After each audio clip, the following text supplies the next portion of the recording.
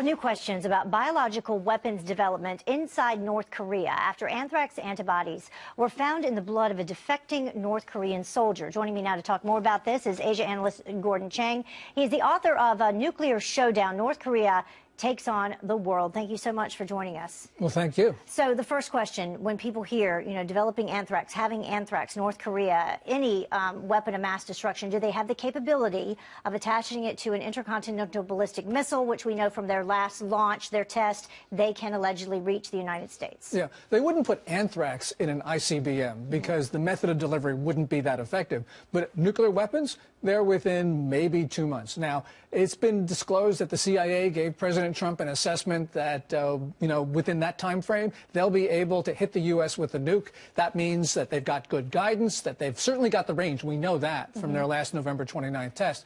And the question is heat shielding, which is the big issue about whether they are able to protect the warhead on the way down. A lot of disagreement about it, but if they can't do it within 2 months, they'll be able to do it within 6, 9 months, certainly sometime within 2018. And then going back to anthrax itself, though, I mean, if it is spread through the air, the mortality rate is 80%. Yes, and the fact that this guy had anthrax antibodies in his bloodstream meant that either he was working in an anthrax lab in North Korea, not probable, but probably because they figured he would be fighting in an environment in South Korea where anthrax was present. In other words, because the North Koreans have spread anthrax. And so, we've got to be concerned. U.S. soldiers who are on the peninsula, they're vaccinated for anthrax and smallpox. And we have over 28,000 in South Korea. 28,500. Okay. But South Korean soldiers are not. And so they're really not prepared for this. And why are they not?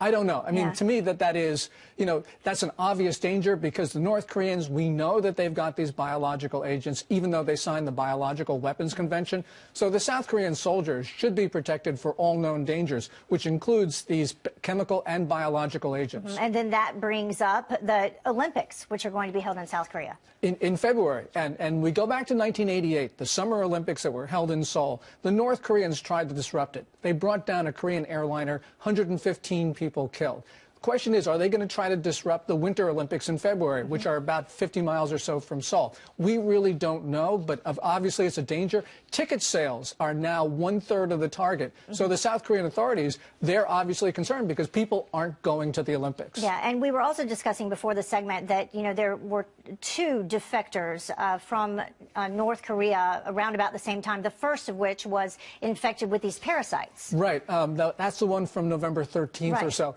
And not only did he have parasites, which meant that they were using human excrement for fertilizer, but he also had, and I think this is even more significant, uncooked kernels of corn in his stomach. And that means that he was malnourished, he was scrounging for food. Remember, this soldier was in the joint security area. These are the best of the North Korean soldiers. He should have been fed. And the fact that he wasn't is a real indication of food problems throughout North Korea. So the bottom line, North Korea, they're willing to do anything, and they're experimenting with everything in order to spread terror. And not only experimenting, Kim Jong Un, the elder half-brother of the leader Kim Jong Un, he was killed with VX. That's a chemical agent, a weapon of mass destruction in a public place, which is the Kuala Lumpur airport. The North Koreans have killed others outside of North Korea with chemicals.